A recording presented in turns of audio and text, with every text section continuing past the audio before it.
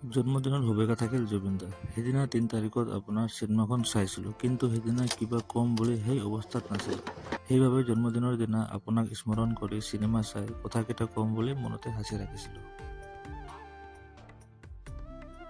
অসমত এনেকুৱা ক্ৰেজ কেতিয়াও দেখা পোৱা নাছিলোঁ আগতে। আহি চালোঁ সৰু ল'ৰা ছোৱালীৰ পৰা খুৰী হওক, আইতা হওক, সকলো ডাঙৰ বয়সীয়া মানুহে বহুত দূৰৰ পৰা চিনেমাখন চাবলৈ আহিছে।